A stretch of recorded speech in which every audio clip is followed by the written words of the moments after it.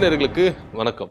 விஜய் அரசினால பத்திரிகையாளரோட சுதந்திரம் பறிக்கப்படுகிறதா அப்படின்ற ஒரு பூதாகரம் தான் தமிழ்நாட்டில் வெடிச்சிருக்கு. தொடர்ச்சியா தமிழக வெற்றி கழகம் விசஸ் பத்திரிகை அப்படின்றது வந்து பார்த்தீங்கன்னா தொடர் போராட்டங்களா இருக்கு. விஜய் அவர்கள் கட்சி ஆரம்பிக்கும் போதும் சரி, அவர் அரசியல்ல பிரச்சாரங்கள் ஏற்படுத்தும் போதும் சரி, ஆட்சிக்கு வந்த போதும் சரி, இந்த மாதிரி தொடர்ச்சியான செயல்கள் பத்திரிகையாளர்களுக்கு எதிராக நடக்கிற குற்றங்களா இருக்கட்டும், பத்திரிகை சுதந்திரம் பறிக்கப்படுறதா இருக்கட்டும், இந்த ஆட்சியில பூதாகரமா வெடிச்சிருக்கு. இதுக்கு முந்தைய அரசுல கூட அப்படியெல்லாம் கிடையவே கிடையாது. பத்திரிகை சுதந்திரம் அப்படின்றது ரொம்பவே என்ன பண்ணுது, ஃப்ரீயா இருந்தது. முன்னாடி இருந்த அரசு, திமுக அரசு இருந்ததுல, முதலமைச்சர் மு.க. ஸ்டாலின் அவர்களை எந்த அளவுக்கு கடுமையா விமர்சிச்சுட்டாங்க. ஏன்னா விமர்சனங்களை அவர் ஏற்றுக்கொண்டார். ஒரு அரசு தவறு செய்து அப்படின்னா அவங்களுக்கு சுதந்திரத்தை கொடுத்தார். எந்த ஒரு சேனலும் முடக்கப்படல, யாரையும் அரெஸ்ட் பண்ணல அப்படின்ற ஒரு விஷயம் இருந்தது. ஆனா இந்த கவர்மெண்ட்ல வந்து பாத்தீங்கன்னா தொடர்ச்சியா ஊடகங்கள் முடக்கப்படுது, பத்திரிகையாளர்கள் தாக்கப்படுறாங்க. பல விமர்சனங்கள் இந்த அரசு மேல முன்வைக்கப்பட்டு இருந்தது, குற்றச்சாட்டுகள் முன்வைக்கப்பட்டிருந்தது. உதாரணத்துக்கு ஒரு மீட்டிங்ல திருச்சி விமான நிலையத்துல விஜய் அவர்கள் போகும்பொழுது ஒரு செய்தியாளர்களை அவங்க பவுன்சர் இருந்து என்ன பண்ணாங்கன்னா தாக்குனாங்க. சோ இந்த மாதிரி விஷயங்கள் தொடர்ச்சியா இருந்தது. இதை குறித்து விஜய் அவர்கள் ஒரு கண்டன அறிக்கை கூட கொடுக்கல, ஒரு விஷயம் கூட, ஒரு ஆறுதலோ ஏதோ ஒன்று சொல்ல கூட இல்ல. அவர் அசால்ட்டா விட்டுட்டாரு.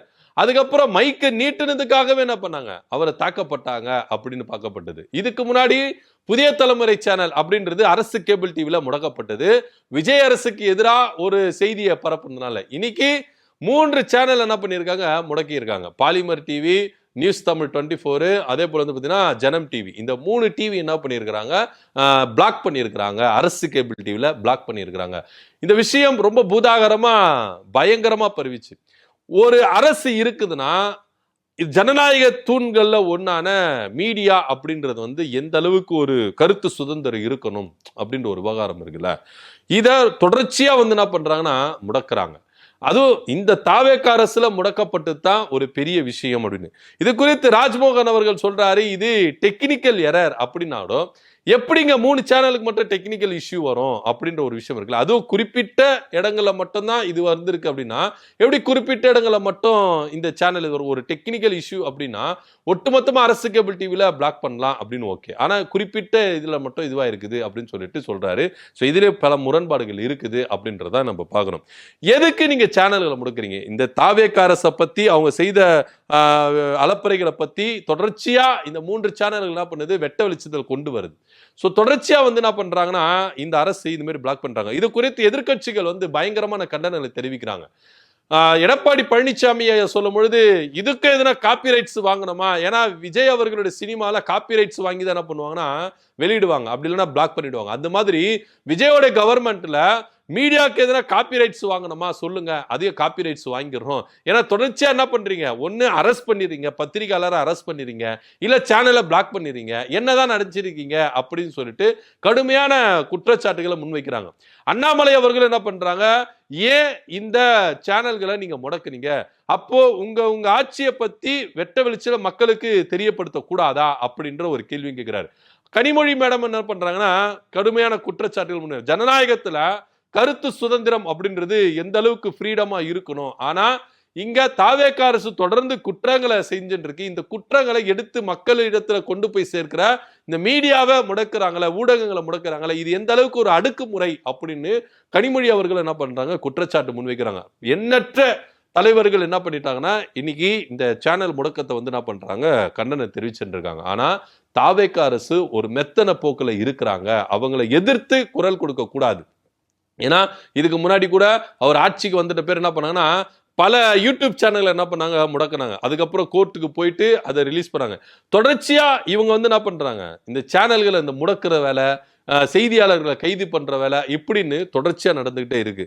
ஒரு நாட்டுல ஒரு கவர்மெண்ட் அப்படின்றது ரொம்ப சூப்பரா செயல்பட்டு இருந்தா ஓகே, அதை வாழ்த்தும் போது இவங்க என்ன பண்றாங்க, ரசிக்கிறாங்க. ஆனா அதே கவர்மெண்ட் குற்றம் செய்யுது, அதை மக்கள் இடத்துல போய் கொண்டு சேர்க்கிற இடத்துல மீடியா அப்படின்றது எந்த அளவுக்கு ஒரு பாலமா இருக்குது, ஒரு தலைவனுக்கும் ஒரு மக்களுக்கும் பாலமா இருக்கிறது. இந்த காலகட்டத்தில் இந்த சோசியல் மீடியா அப்படின்றது ரொம்ப எந்த அளவுக்கு உறுதுணையா இருக்குது, பாலமா இருக்குது. இந்த சோசியல் மீடியாவில தான் விஜய் அவர்கள் ஆட்சியை பிடித்திருக்கிறார் அப்படின்றத மறந்துடக்கூடாது. ஏன்னா விஜய் அவர்கள் பிரஸ்ஸை பார்க்கறது இல்ல, விஜய் அவர்கள் பிரஸ்ஸை மதிக்கிறது இல்ல அப்படின்னு தொடர்ச்சியா குற்றச்சாட்டுகள் முன்வைத்தாலும் தொடர்ந்து விஜய் செய்திகள் என்ன பண்ணிட்டு இருக்காங்க, சொல்லிக்கிட்டே இருக்காங்க. இதே புதிய தலைமுறைலாம் எடுத்துக்கிட்டீங்கன்னா விஜய் அவர்கள் இந்த கரூர் விவகாரம் நடக்குது முன்னாடி அவங்க வீட்டுல இருந்து கிளம்புறதுல இருந்து ஒவ்வொரு செகண்டும் என்ன பண்ணாங்க, லைவ் அடிச்சிருந்தாங்க.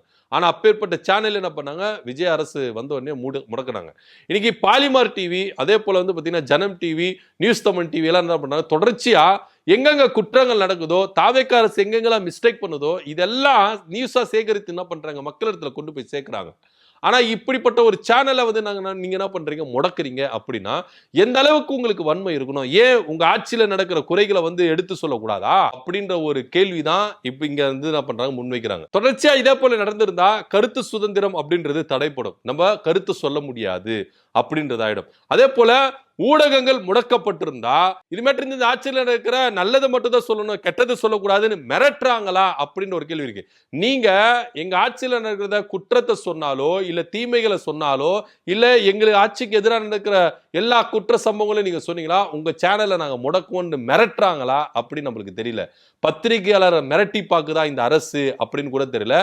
ஏன்னா பல கண்டனங்கள் எழும்புச்சு, பல கண்டனங்கள் எழுப்பின பிறகுதான் இது சரி செய்யப்படுதே கண்டி, ஏன் முதல்ல சரி செய்யப்படல அப்படின்னு ஒரு கேள்வி இருக்குல்ல.